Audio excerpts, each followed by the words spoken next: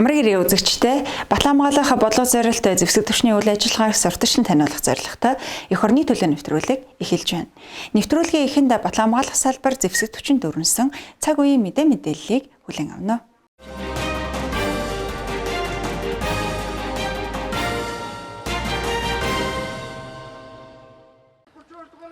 Зэвсэг төвчний жанжин штабын дарга хушууч генерал Гамбимб ажиллагааны удирдлагын газрын дарга хурандаа дугаар аргач, материал техникийн газрын дарга хурандаа төвшин төр нарын ажлын хэсгийн бүрэлдэхүүн Улаанбаатар зэргийн хүрээний ёс журам сахиулах зэвсэг төвчний 32 дугаар ангид ажиллаа. Ангийн захирагч урандаа Болдбаатар удирдах бүрэлдэхүүний хүлээн авч уулзаад ангийн гүйцэтгэх хүнсэн үүрэг бүтэц зохион байгуулалт нөхөн хангалт сүүлийн үед хийгдсэн томоохон ажлууд тулгамдж байгаа асуудлын хадлаар дэлгэрэнгүй танилцууллаа. Үүний дараа ажлын хэсгийнхэн 32 дугаар ангийн алба нэгжүүд ангийн барилга байгууламж, ахуй үйлчлэгээний төв, агуулгах, гал тогоо, эмнэлэг, спорт заал, хугацаа цэцэргийн албаагчдын амьдрч буй орчин нөхцөлтөө биешлэн танилцсан юм а. Мөн тус ангийн нийт офицер, ахлагч, ажилтан албаагчдтай уулзж зэвсэг төвчөнд хэрэгжиж байгаа хууль тогтоомж, бодлогын шинжилэл, зэрэг албаагчдын нийгмийн хамгааллыг дээшлэх чиглэлээр хийгдсэн ажил арга хэмжээ, цалингийн нэмэгдэл, инхийг дэмжих ажиллагааны сонгон шалгаруулалт, захим систем шилжсэн талаарх мэдээллийг хүргэсэн юм а.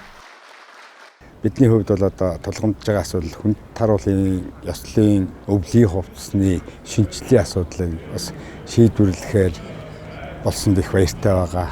Мөн одоо цэргийн халуун усны газар буюу ахуй үйлчлэгээний төвийн үйл ажиллагааг бас сайжруулах, тодорхой төсөв хөрөнгийн асуудал шийдэж өгөхөөр боллоо. Цэргийн цагдаагийн тусгай хэрэгсэл шинжлэх асуудлыг мөн шийдвэрлэхээр бага уурын ачааны машин, бусад одоо цэргийн цагдаагийн үр гүйцэтгэх тээврийн хэрэгслүүдийн асуудал гэдэг ингээд маш олон томоохон асуудлуудыг ирээд шийдэж өгөх болсон их баяртай байна.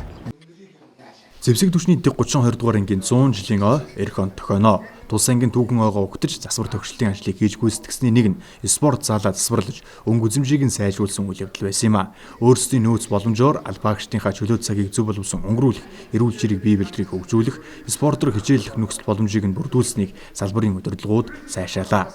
Мөн зэвсэг төвчний жанжин штабын дарга хушууч генерал Гамбимб ангийн байнгын бүрэлдэхүүнтэй уулзах үеэр зэвсэг төвчин 2024 оныг ахлагчийн албыг хөгжүүлэх хичээл болгон зарласан. Тийм учраас ахлагч нарын нийгмийн хамгаалал, сургалт бэлтгэлийн чанарыг дээшлүүлэх чиглэлээр анхаарч ажиллана гэдгээ онцоллоо.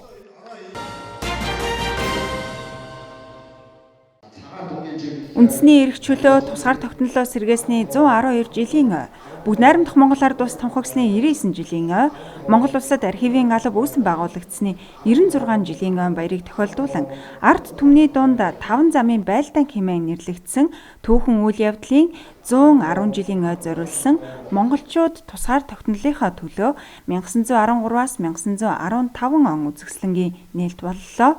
Тус үзэсгэлэнг архивын ерөнхий газар, Батлангамгаалахын төв архив, Монгол цэргийн музей, Батлангамгаалахын эрдэм шинжилгээний хүрээлэн хамтран зохион байгуулжээ.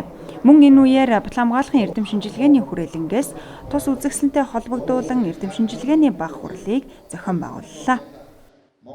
Монголчуудад манжин иргэшэлд орсноос хойш үндсэндээ 2 хэсэг хуваагдсан байсан.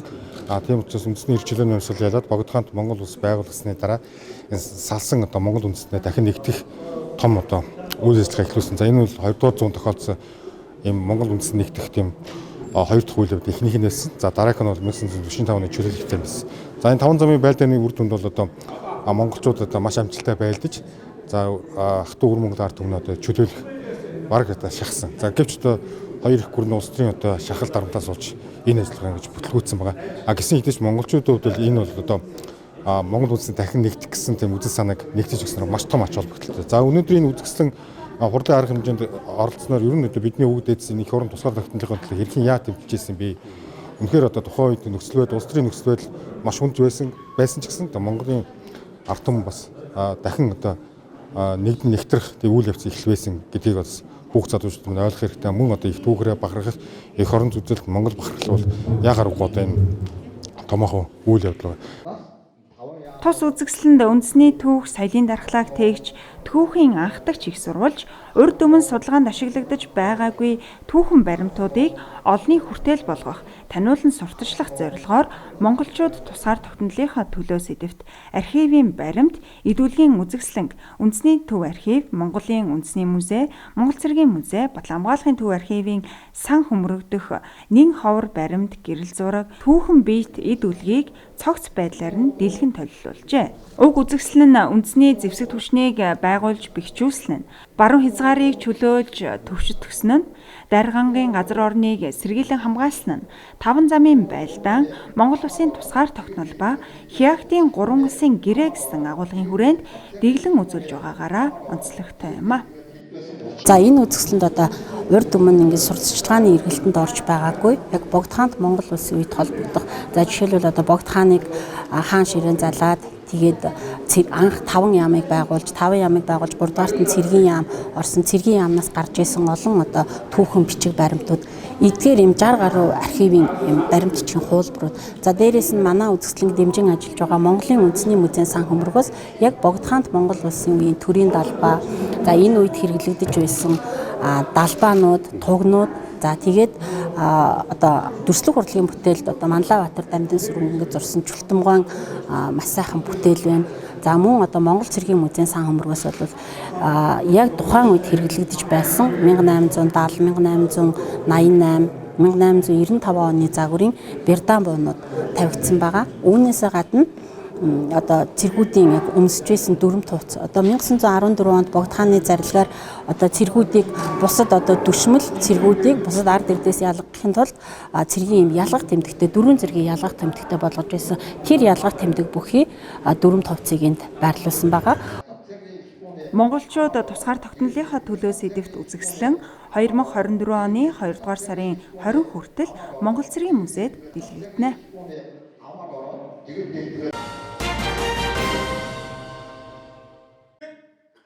Монгол Улсын ардын багш доктор Бэлтгэл Хурандаа Мигмар Жавын цэргийн сэтгэл зүй ёс суртахууны хангалт номын нээлт боллоо.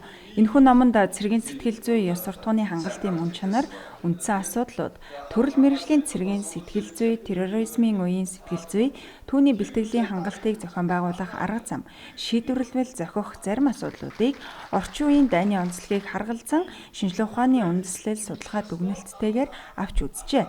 Ардын багш Мигмар Жаван 53 жил цэргийн сэтгэл зүйн ухааны багш судлаачаар ажилласан хугацаанд сэтгэл зүйн шинжилгээ ухааны 10 гаруй номыг төрүүлжээ. Альбаа үйл ажиллагааны байлдааны болон цэргийн олон талт үйл ажиллагааны эцсийн хөв заяаг бол одоо сэтгэл сайтай, төвчээртэй, өөрөөр зорилго ойлгосон сэтгэл зүй ач холбогдолтой цэргэл ялдсан юм а гэсэн юм одоо агуулгаар энэ номыг бол одоо бичиж бэлэн болгосон. За ер нь сэтгэл зүй асуудлыг манай цэрэг айран бол дээр үеэс одоо ингээд уламжилтаа Чингисийн хааны үеэс эхлээд цэрэг одоо цэрэг яад юм байсан бөгөөд одоо айлгаа сүрдүүлээд цуу яриа тараагаад тэгжээ сэтгэл зүйн бэлтгэлийн үед бол одоо авч энэ сэтгэл зүйн хувьд нь одоо тараагаад ингэж одоо байдаг байсан ийм одоо ном байгаамаа. Тэгээд энэ номыг бол одоо би Батлан хамгаалах яам зэвсэг түвшний жанжтай Батлан хамгаалах сургуулийн захиалгаар ингэж хийж болон болгоод сурагчд өгч байна. Бид нэр энэ номоор одоо цэргийн сэтгэл зүйчдийг одоо бэлтгэн анги салбаруудын сэтгэл зүйчид одоо ирж олдож байгаа. Тэдний хавийн авлага ширээний ном болох байхаа. Бүх офицер хүн болвол сэтгэл зүйн инженер байх хэрэгтэй. Офицер хүн бол сэтгэл зүйн инженер гэдэг нь цэргээ ойлгосон, тэрүүгээ удирч чаддаг сэтгэл зүйн үүднийг одоо авч явдаг одоо ийм л зорилготой энд одоо туслах зорилгоор энэ номыг одоо бүтээсэн. Энэ чиглэлээр сүүлийн жилүүдэд бүх шатны захирагч, сэтгэл зүйч, соёл хүмүүжлийн ажилтнууд анхаарал хандуулан ажиллах шаардлага тавигдаж байгаа ч энэ чиглэлийн ном, гарын авлага материал хом суугаагаас асуудалд иж бүрнээр хандаж чадахгүй байгааг номын зохиогч бүтээлдээ хөндөжээ. Эх орны төлөө нэвтрүүлгийг үргэлжилж байна. Ерөнхий боловсролын сургуулийн ахлах ангийн сурагчдад цэрэг эх оронч үзэл төлөвшүүлэх зорилго бүхий зэв сургаалт Увс, Ховд, Дорнод аймагуудад амжилттай зохион байгуулагдлаа. Энэ талаарх сурвалжлагыг хүлээн авна.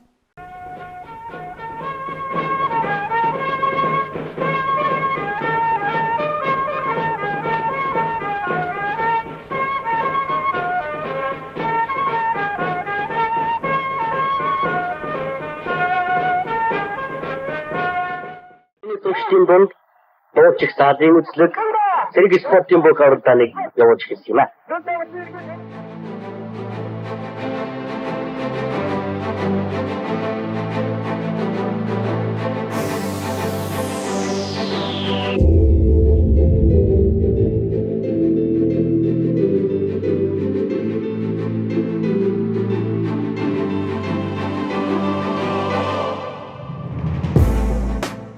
Зэв цэрэг эх орон жүжиглийг төлөвшүүлэх сургалт 2023.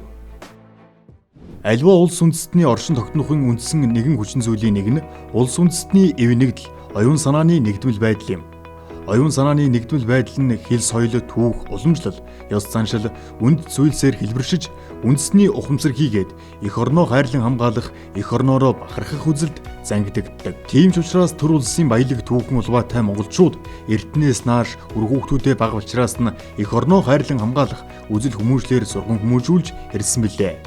Өнөөгийн Монгол улсын эрхчлөө тусгаар тогтнолын үндэс суурийг баттай тавьсан 20 дугаар зуунд ч эх орныхоо өмнө хизээд бэлхэн урайтайгаар пионер сурагчид баатарчуудын зохион байгуулалттай байгууллага идэвхтэй үйл ажиллагаа явуулж эх орноо хайрлан хамгаалах үзэл хүмүүжил төдийгүй энэхүү ариун үйл хэргийг хэрэгжүүлэхэд шаардлагатай мэдлэг дадлаг чадварыг эзэмшүүлэх үйл ажиллагааг идэвхтэй зохион байгуулалттай өргөн хүрээтэй улс орон даяар явуулдаг байсан өнгөрсөн нийгэмд хэрэгжиж байсан ололттой цогц систем байсан юм.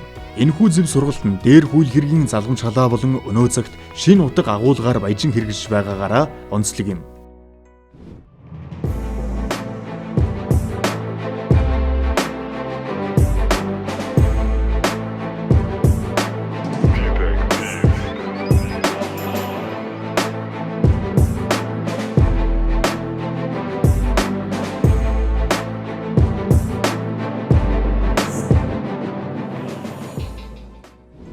Монгол улсын ерөнхийлөгч зэвсэг түвшний ерөнхий командлагч Ухнаагийн хүрэлцэх эх орныхоо ирээдүйг хойч бий болсон хүүхэд залуучуудад тусгаар тогтнол эрх эрхчлөөний үндсэнийг ойлгуулах, эх орноороо болон монгол хүн болж төрснөөрөө бахархах, их байгаль, түүх соёлоо хайрлан хамгаалах ухамсартай, улс орны хөгжилд хувь хүн бүрийн оролцоо чухал гэдгийг ойлгосон, эх орон чиргэнийг төлөвшүүлэх зорилготой бидний бахархал төслийг санаачлан улс орон дээр олон цогц арга хэмжээг хэрэгжүүлж байгаагийн нэг нь зэв сургалт юм. Энэхүү сургалт нь Монгол улсын ерөнхийлөгчийн үйл ажиллагааны бүрийн хөтөлбөр, Монгол улсын засгийн газрын 2020-2024 оны үйл ажиллагааны хөтөлбөр, засгийн газрын 2019 оны 200 дугаар тогтоолоор батлагдсан хүүхэд залуучуудад эх оронч үзэл төлөвшүүлэх үндэсний хөтөлбөр, Монгол улсын ерөнхийлөгчийн санаачилсан бидний бахархал төслийн хүрээнд баруун, төв, зүүн гэсэн 3 хэсэгт бүсчлэн явагдлаа. Монгол улсын өсвөр үеийн хүүхэд залуучуудаа зөв хүмүүжил төлөвшил дамжуулан эх орон үзэл төлөвшөлтөй болгох, за чөлөө цагаа зөв боловсон өнгөрүүлэх, Монгол улсын засгийн газар үйл ажиллагааны мөрөд тусгацсан аюулгүй амар тайван нийгэм чиглэгдсэн бодлого үйлдэж байгааг өсвөр үеийнхнээ дамжуулан ирээдүйд түгжүүлэх энэ зорилготой явагдаж байгаа бөгөөд за энэхүү арга хэмжээ зохион байгуулалт Монгол улсын эрхлэгчийн хамгаалалтын газар, за Монгол цэргийн нэгдсэн холбоо, хил хамгаалалтын ерхий газар төсний жанжин штаб, хилийн цэргийн 245 дугаар анги, за мөн хөх тэнгэрийн зөв төрийн бас байгууллага зэрэг олон талын байгууллага төр олон нийтийн байгууллагын хамтын ялганд тулгуурласан юм арга хэмжээ болж байна. Цэрэг эх оронч хүмүүжлийг бидний манай нийгмийн ирээдүйг болсон хүүхд залуучуудад олгох ийм үйл хэрэгт хамтран оролцож байгаа баяртай байна. Сургалтын үндсэн зорилго ерөнхий боловсролын сургуулийн ах дахингийн сурагчдад цэрэг эх оронч үзэл, цэргийн хэргийн анхан шатны мэдлэг, дадлага, ойлголт, хандлагыг төлөвшүүлж тэдэнд бие бэлдар, сэтгэл зүйн зөв хүмүүжил олгох ажлын чанар, үр нөлөөг нэмэгдүүлж хүүхэд залуучуудад эх оронч үзэл төлөвшүүлэх үндэсний хөтөлбөрийн хэрэгжилтийг эрчимжүүлэх. Сургалтын онцлог засгийн газрын 2019 оны 200 дугаар тогтоолоор батлагдсан хүүхэд залуучуудад эх оронч үзэл төлөвшүүлэх үндэсний хөтөлбөр болон Монгол улсын ерөнхийлөгчийн санаачилсан бидний бахархал төсөлтөд нягт уялдаж анхудаа бүсчлэн зохион байгуулагдсан. Сургалтад таеквондогийн спортоор сонирхон хичээллэж буй нийслэл аймаг орон нутгийн өсвөрийн тамирчдыг сонгон оролцуулсан нь өсвөр үеийнхний чөлөөт цаг, сонирхол, хүмүүжил төлөвчлийг хөгжүүлэхэд тулааны спортыг гүйцэтгэх үүрэг, эерэг нөлөөллийг судалж спортод суурилсан хүүхдийн хүмүүжил төлөвчлийн үйл ажиллагаа нь орчин үед нэн чухал болохыг батлан харуулсан. За энэ сургалтууд маань бол 10-аад мэргэжлийн багш нар хамрагдж байгаа тухайлбал тулааны таеквондогийн Монгол улсын тулааны таеквондогийн урлагийн чиглэлээр олон жил үргэлжлээд ажилласан манай мэргэжлийн мастер багш нар байна. За мөн хилийн албаны туршлагатай багш нар байна. Мөн цэргийн мэргэжлийн сэтгэл зүйн эмнэлгийн ингээд бүхэл одоо энэ хүүхдэд шаардлагатай сургалт. За энэ сургалт маань өөрөө зөвхөн Монгол үндэсний санаачлаг биш. Дэлхийн маш олон оронд энэ хүүхд залуучууд ч гэсэн хөтөлбөрүүд байдаг. Тухайлбал Америкийн нэгдсэн улс бол залуучуудын клубүүд гээд өсвөр насны хүүхд зориулсан одоо амьдрах ухаан, байгаль дэлхийдээ харьцах, нийгэм шиг баг бүрдүүлэх, хүнд нөхцөд даван тулахын сургалтууд байдаг бол Оросын албаны улсад залуугаа орд гэж сургалтын 10 жилийн сургалт байсан. Байгалийн гамшиг эрсдэл нөхцөлд хүүхдүүд бие биендээ туслах, өөрийн аюулгүй байдлыг хангах, улмаар ирээдүйд аюулгүй байдлыг хангах энэ зөв дадлаг сургалтууд байдаг. За ингээд Солонгос, Япон гэдэг энэ чиглэсэн сургалтууд учраас энэ олон улсын туршилт толгуурсан одоо чухал арга хэмжээг ойлгож байгаа. Хамгийн нэгдүгээр тулааны урлаг гэдэг өөрөө бие хамгаалах урлаг буюу өөрийгөө гин талтлагаас хамгаалах, мөн цаашлаад өөрийнхөө одоо хайртай хүмүүсээ бас гин талтлагаас хамгаалах ийм урлаг байдаг. Бид нар энэ урлагаар хичээлсэн тодорхой хэмжээний одоо өндөр түвшинд очисон хүүхдүүдийг 14-өөс дээш насны хүүхдүүдийг энэ сургалтанд хамруулж байгаа. Энэ тулааны урлаг суурилдгийн гол шалтгаан бол угаасаа бие хамгаалах инстинкт гэж хүүхдэд суудаг. Одоо энэ урлагаар хичээсэн хүүхдүүд бол бусад одоо хүүхдүүдээс бол харьцангуй давуу тал ихтэй байдаг. Тэгэхээр энэ хүүхдүүд дээрээ суурлаад эх орон хүмүүжлийг олгох, ирээдүйд одоо эх орноо хамгаалах цэрэг хүчний байгууллагуудын залгамж халааг бэлтэх ийм зорилготойгоор энэ сургалт бол явагдаж байна. Төрийн зарим жиг үүргийг иргэн зэргийн харилцаа, төрийн байгууллага, иргэний нийгмийн түншлэл тулгуурлан хэрэгжүүлсэн хилийн цэргийн анги салбаруудыг төшөглөн зохион байгуулж улсын хил хамгаалах албаны онцлог, хилчдийн түүх, бахархал, мэргэжлийн давуу талыг сурталчлан таниулсан. Энэ зөв сургалтын гэрчнэрээ бүх ингээд эх орныхоо байгаа өнцөг болонд болж байгаа юу болдог, яадаг, ийдэг гэдгийг бүгднийг ингээд энэ дээрээ сурж авч байгаа болохоор маш их үр дүнтэй байгаа. Түүнчлэн жишээ нь болохоор одоо бид нэр ингээд энэ зөв сургалтанд байгаагүйсэн бол гэртээ утсаа оролдоод найз нөхдөдөө гараад тэгээд нэг годомж мэдлэл явж байх байсан баг. Түүнчлэн энэ дээрээ тийм байхгүй утаснаас хүүхэндээ ямар ч нөө холбоо байхгүй зүгээр л энэ даргын өгсөн тушаалаар өглөө ингээд бүх юмыг ингээд нормын дагуу цагийн дагуу цагийн хуурийн дагуу ингээд бүгднийг ингээд хийж хөвшөөд явж байгаа болохоор маш их үр дүнтэй байгаа. Монгол улсдаа бид бүхэн яг тусгаар тогтнолтой тайван байгаа. Яг үүний хүчинд үүний арт яг ингээд маш олон хүний хөдөлмөр сургуулалт бэлтгэл байгаа. Үүнийг бид нар ингээд зөв сургалтанд сууснараа харж мэдэрч байгаа. Шинэ харилцаа, шинэ найзууд болж ийн гэдэг нь надад бас үнэхээр гоё давуу талтай санагдаад байгаа. Тэгэл ер нь бол гоё нөө. Энэхүү сургалтын үндсэн агуулга нь доорх үндсэн сэдвийн хүрээнд явагдаж нийт төлөвлөгдсөн цагийн тодорхой хувийг эзлэн зохион байгуулагдсан. Үүнд суралцагчдад цэргийн хэргийн анхан шатны мэдлэг дадлаг олгох 55%, сэтгэл зүйн бэлтгэл өсвөр үеийнхний харилцаа хамтын ажиллагааг хөгжүүлэх 9%, гардан талааны бэлтгэл бие хамгаалах урлагт суралцуулах 15%, урлаг спортын арга хэмжээг 12%, экологийн боловсрол олгох арга хэмжээ 9%-ийг эзэлсэн юм. Сургалтын баг таамж ачааллыг шинжлэх ухааны үндстэйгээр тооцож, нэг өдрийн ачааллыг 10 цагаар тооцож, 8 цагийг төлөвлөгөөт хичээл дадлагуудад үлдсэн 2 цагийг цэргийн анги салбар дахь өглөө, өдөр, оройны нэгдсэн ажиллагаа, соёл, олон нийтийн арга хэмжээнд зарцуулсан бөгөөд суралцагчид 6 өдөр нийт 60 цагийн хичээл, дадлага, олон нийтийн арга хэмжээнд хамрагдаж сургалтын хөтөлбөрийг хангасан. Өмсч явах хугацаанд амьсгаагаа түгжээд нүдээ ханаад өмс дууссныхаа дараа амьсгаагаа 2-3 удаа хүчтэй гадагшлуулна тийм үү. За одоо өмсөж үзээгүй өөр юм бэ? За нааш. 8 сарын 15-наас 22-ны хооронд үргэлжилсэн энэ хөө зөв сургалтаараа бид нар маш олон зүйлийг суралцаж авсан. Жишээлбэл ингээд цэргийн амьдралаа бид нар бүгд танилцсан. Тэрнээсээ хадаад ингээд хамгийн гүн гүнзгий тус нь болохоор зэвсэгтэй харьцах зүйл байсан. Ягаад гэх юм бол зэвсэг бид нар ингээд анх ямар ч ингээд байдлаар хурц үзээгүй байж байгаад хурц үзээд зэвсэгтэй хэрхэн харьцах, яаж авч явах, мөн хэрхэн задлах, угсрах гэх зөндөө олон зүйлийг үзсэн. Тэгээд бидний хамгийн чухал зүйл нь бид нар зэвсгээрээ алсын зайнаас бид нар буудаж утсан. Тэр бууны үед одоо хэрхэн аюулгүй байдал хангадаг вэ? Хэрхэн ингээд зөв харьцах гэдгийг үнэхээр зааж өгсөн үнэхээр баяртай байгаа. Одоо ямар нэгэн байдлаар өгөөсөхгүйгээр ямар нэгэн байдлаар бид нар ингээ аюулд ороод гэх юм бол бид нэр өөрсдөө хамгаалах ингээ нэн төргөний ингээ эрхэм зорилгоо ингээ өөрчилж авч явж байгаа үнэхээр баяртай байгаа. Миний хувьд эх оронч үзэл гэхлээр газар нутагтаа үнэнч ахыг хэлдэг байх гэж боддог. Тэгээд би яг энэ болохоор бие хамгаалах урлаг бусдтай хэрхэн зөв зохистой харьцах мөн яаж газар нутагтай үнэнч бусд яг эх орныхоо төлөө тэмцэх ёстой сорно ахаа гэж бодож байна. Бүсчилсэн сургалтыг Баруун бүсэд Увс аймаг дахь Хилийн цэргийн тэг 245 дугаар ангийн материаллык баазыг түшиглэн Улаанбаатар, Увс, Ховд, Завхан, Дархан ул аймгийн нийт 86 хүүхдийг хамруулан 2023 оны 6 дугаар сарын 25-наас 7 дугаар сарын 1-ний өдрүүдэд зохион байгуулан явуулсан. Зүүн бүсийн сургалтыг Дорнод аймгийн Чой болсон сум дахь Хилийн цэргийн тэг 132 дугаар ангийн материаллык баазыг түшиглэн Улаанбаатар, Дорнод, Сүхбаатар, Хинти аймгийн нийт 89 хүүхдийг хамруулан 2023 оны 7 дугаар сарын 27-оос 8 дугаар сарын 2-ны өдрүүдэд зохион байгуулсан. Харин Төвийн бүсийн сургалтыг Сэлэнг аймгийн Сүхбаатар сум дахь Хилийн цэргийн тэг 243 дугаар ангийн материаллык баазыг түшиглэн Улаанбаатар хот болон Дархан ул аймгийн нийт 88 хүүхдийг хамруулан 2023 оны 8 дугаар сарын 15-наас 8 дугаар сарын 21-ний өдрүүдэд тус амжилттай зохион байгуулан нийслэлээс гадна нийт 7 аймгийн 263 хүүхэд хамрагдан оролцсны 30%-ийг эмэгтэй хүүхдүүд эзэлсэн юм. Зэв бүсчилсэн сургалтын үр дүн.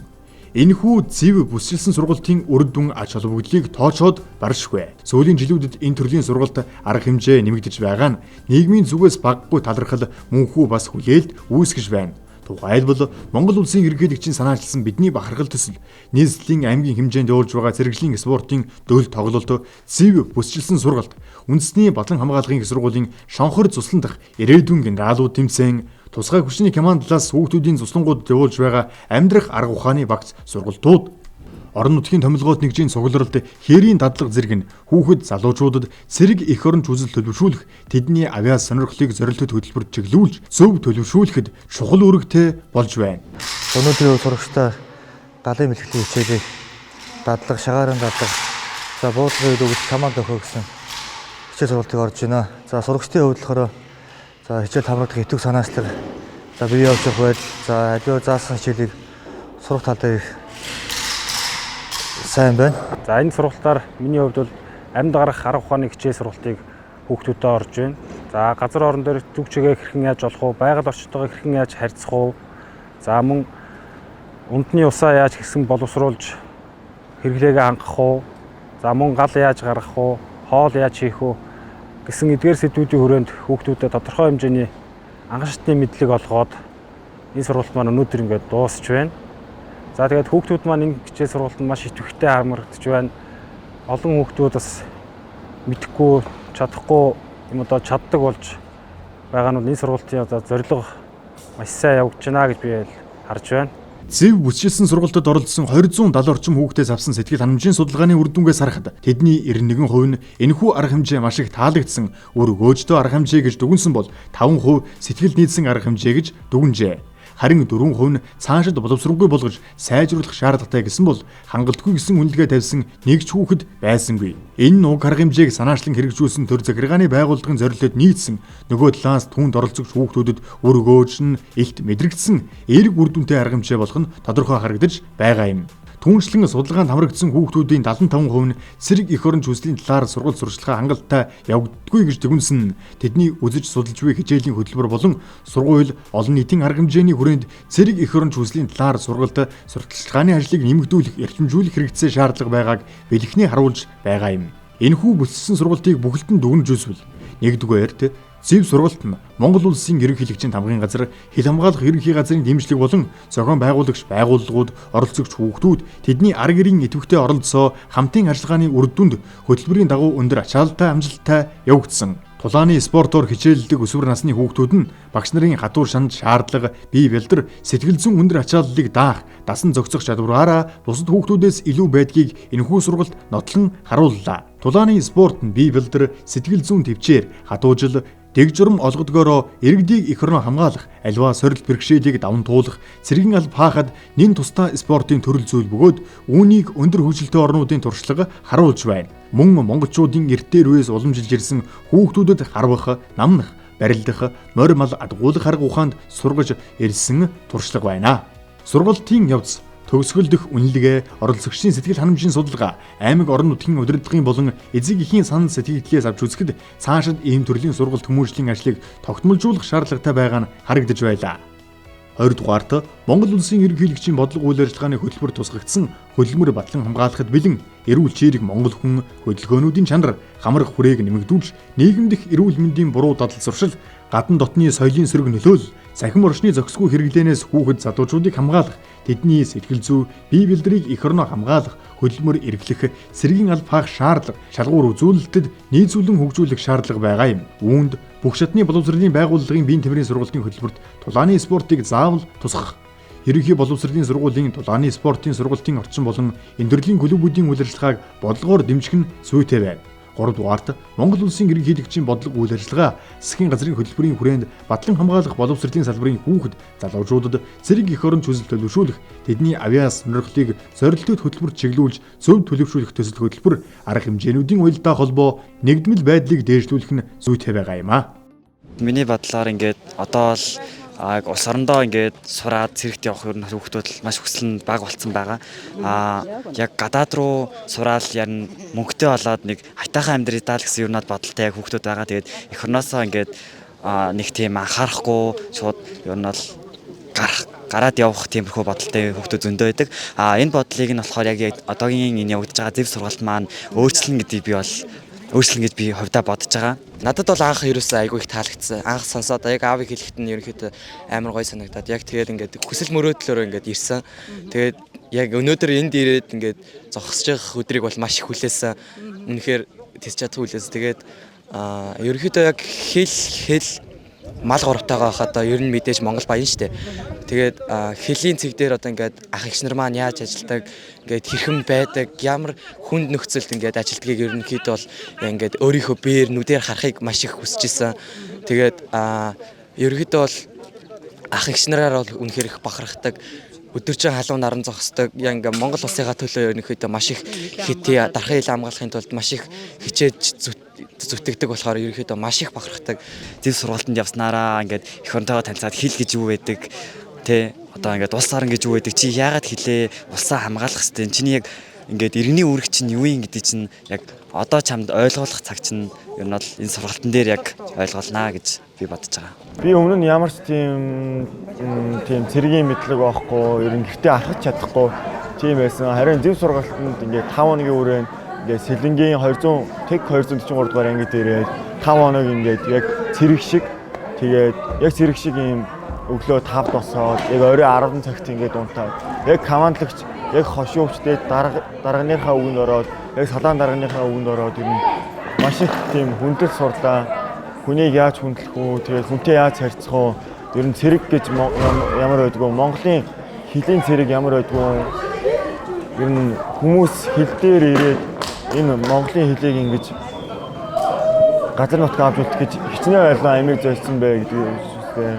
Хил дээр очиж үзлээ. Над маш амар гоё байлаа. Тэгээд нэг баяртай би амар олон найзуудтай болсон. Тэгээд амар олон танилцуулттай болсон. Дарга нартай баярлж, багш нартай баярлж. Тэгээд өнөөдөр энэ зөв сургалтанд суралцсан би үнэхээр амар өөрийгөө азтай гэж бодож байна. Энэ зэвсэгт хүчний зөв сургалтанд хөвгүүд маань хамраглаа, охтууд маань хамраглаа. Маш сайхан байна, сэтгэл маш их өндөр байна. Эх орныхаа ирээдүй бэлтгэгдсэн энэ сайхан цэрэг эрсийг бэлтгэж байгаа, энэ сайхан цагдаа хүчний байгууллагууд бэлтгэж байгаа нийт одоо дүү нартаа амжилт хүсье, цаашдынх нь спорт, урлагийнх нь өндөр амжилтыг хүсье. Тэгээд нийт багш нартаа маш их баярлалаа. Маш их сэтгэл өндөр байна. Одоо цэрэг эрх хүний одоо юу гэдэг анхан шатны мэдгэдэгхүүнийг аваад явж байгаад нь хүүгээрээ маш их бахархаж байна. Охтуудаараа бас маш их бахархаж байна. Тэгээ энэ олон сайхан ирээдүй бэлтгэгдэж байгаа. Энэ сайхан багш нартаа бас баярлалаа.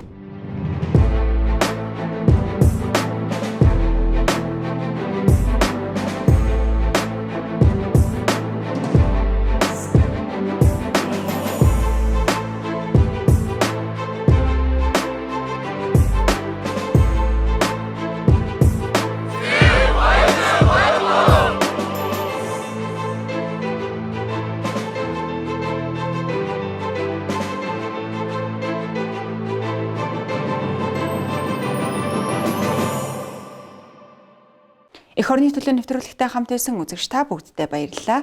Ирэх 7 хоногийн дугаараар эргэн уулзъя. Баяртай үзэгчтэй.